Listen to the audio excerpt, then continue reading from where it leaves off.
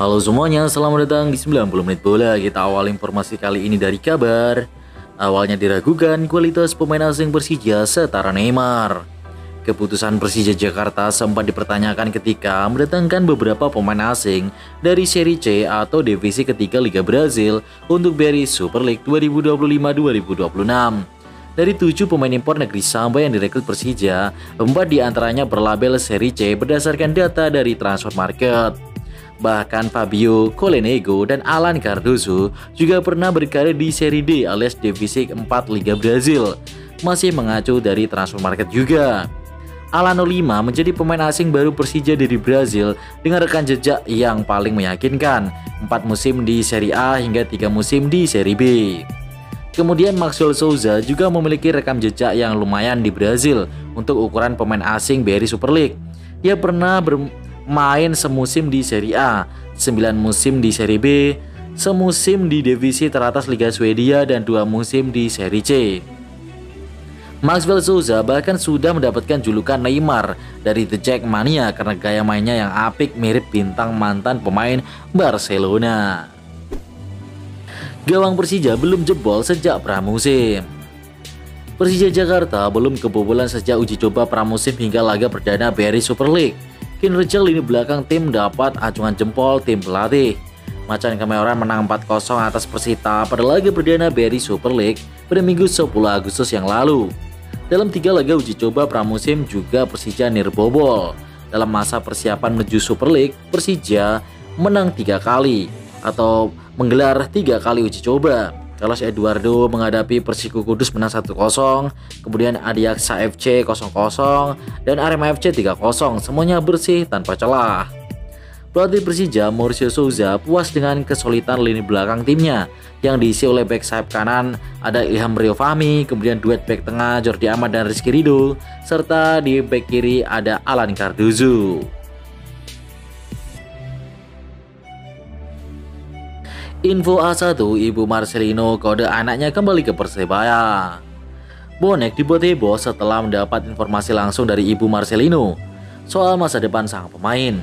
Percakapan itu diungkap akun fanbase @kitabonek di Instagram yang menyebut Bonek tak ragu bertanya ke pusat untuk mendapat jawaban. Unggahan tersebut langsung dibanjiri komentar kocak dari Bonek yang berharap Marcelino kembali ke Griffals. Mereka menilai sudah saatnya pemain muda itu pulang dan memperkuat Persebaya Surabaya lagi di BRI Super League. Meski isi percakapan dengan Ibu Marcelino tak diungkap dengan jelas, rumor kepulangan sang gelandang memang sudah santer beredar. Isu ini semakin kuat seiring beberapa kode yang ditunjukkan pihak klub dan manajemen Persebaya Surabaya. PSM Jogja pede hadapi Arema FC. PSM Jogja akan menghadapi Arema FC di pekan kedua BRI Super League. Ini merupakan laga kandang perdana Laskar Mataram di musim ini. Duel PSM Jogja versus Arema FC bakal berlangsung di Sultan Agung Bantul 16 Agustus 2025 pukul 15.30. Pelatih PSM Jean Paul van Gastel mengaku telah melakukan analisis terhadap permainan lawan.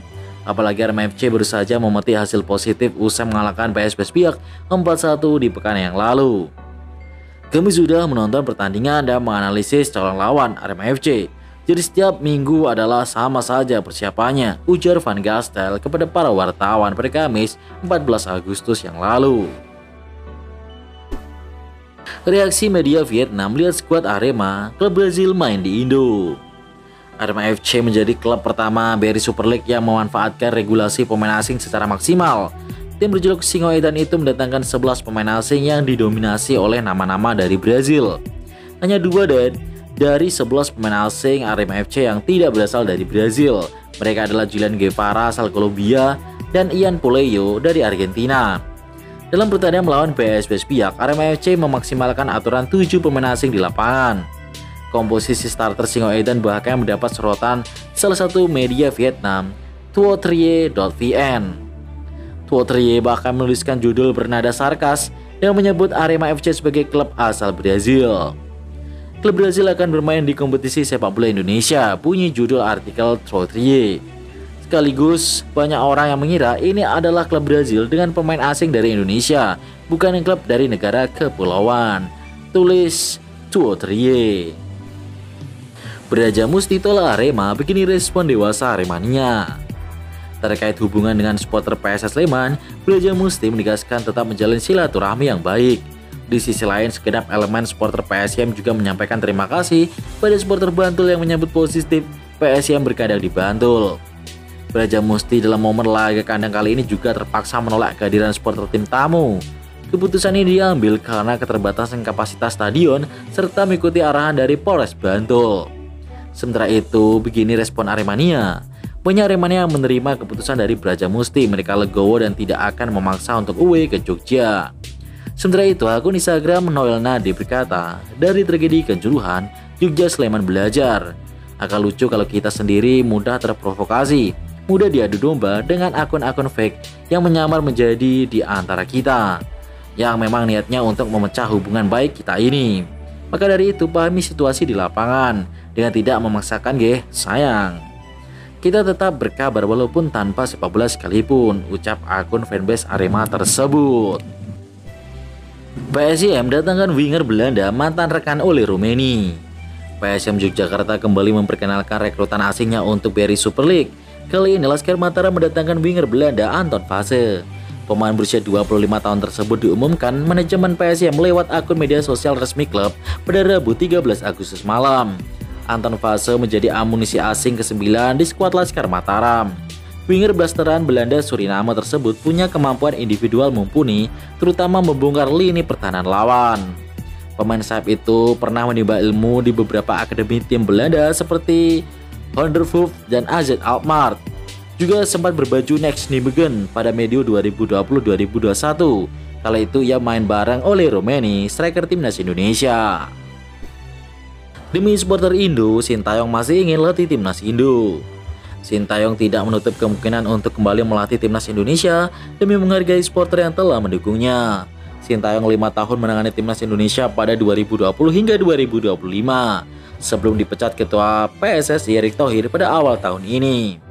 Dalam wawancara di kanal YouTube Jackpot, Sintayong juga mengaku masih mengikuti kiprah timnas Indonesia yang kini sedang berkancah di putaran keempat kualifikasi Piala Dunia 2026 zona Asia. Saat tidak menutup kemungkinan, sebab penggemar sepak bola Indonesia sudah kasih banyak hal ke saya, jadi saya mungkin kembali kalau ada kesempatan, ujar Sintayong kala ditanya masih ingin melatih timnas Indonesia atau tidak. Saya masih menonton pertandingan Indonesia, ya saya menonton semuanya, jelas arsitek asal Korea Selatan tersebut. Yokohama F. Marinos lepas Sandy Walsh ke Buriram United. Yokohama F. Marinos mengkonfirmasi kepindahan Sandy Walsh.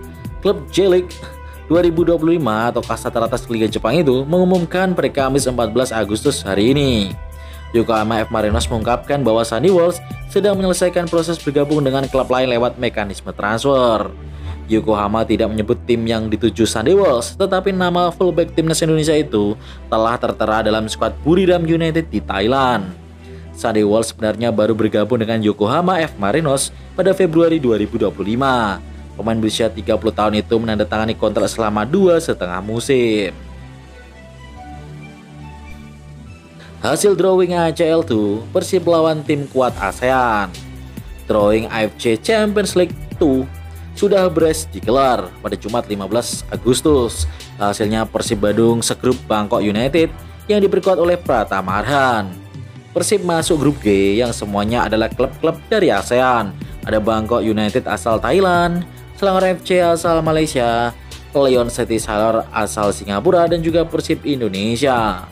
Bagi Persib, situasi ini terbilang cukup menguntungkan karena tidak langsung bertemu lawan kuat dari Asia Timur seperti Jepang atau Korea Selatan. Kekuatan klub-klub ASEAN relatif seimbang sehingga Persib punya peluang untuk bersaing ke babak berikutnya. Highlight BRI Super League dan klasemen sementara. Persebaya berhasil raih 3 poin perdana setelah berhasil mengalahkan Persita Tangerang. Persita mendominasi tapi tak bermain dengan pola, sementara Persebaya curi gol via Rivera berkat counter cepat Selamat Jol. Di pertandingan lainnya tersaji derby Jatim. Madura United berhasil menang atas tuan rumah Persik Kediri dengan skor 1-2. Persik bermain di Stadion Gresik di pertandingan ini. Lanjut di pertandingan lainnya, Bayangkara FC ditahan imbang PSM Makassar di Lampung. PSM unggul duluan lewat penalti yang dibalas lewat penalti juga oleh Bayangkara FC. Skor 1-1 hingga usai. Arema hampir curi 3 poin di kandang PSM Jogja, Sultan Agung Bantul. Unggul duluan via penalti Dalberto, namun Arema kebobolan di menit akhir lewat gol bunuh diri Betinho. Skor 1-1. Lapangan di pertandingan ini sangat buruk, bahkan rumputnya kelihatan botak. Rawan bikin pemain cedera nih. Wah, gimana nih? Verifikasinya kok bisa lolos? BRI Super League hari ini ditutup dengan pesta gol Persija Jakarta ke tuan rumah Persis Solo dengan skor 0-3. Wah, luar biasa sekali Persija. Penyerangnya solid dan pertahanannya juga luar biasa, belum kebobolan. Yang berikut ini klasemen sementara. Papan atas masih ada Persija Jakarta, diikuti Arema FC, PSM Yogyakarta, Maluku United, Persib Bandung, Persis Solo, Borneo FC, Madura United, dan Semen Padang. Jarak poinnya masih dekat-dekat karena masih 2 game. Dan berikut ini di papan bawah, Persebaya sudah mulai naik, diikuti Bali United, PSM Makassar, Persijap Jepara, Persik Kediri, Bayangkara FC, PSBS Biak, Dewa United, dan Persita Tangerang. Kejutan Dewa United Palu menang di 2 laga awal.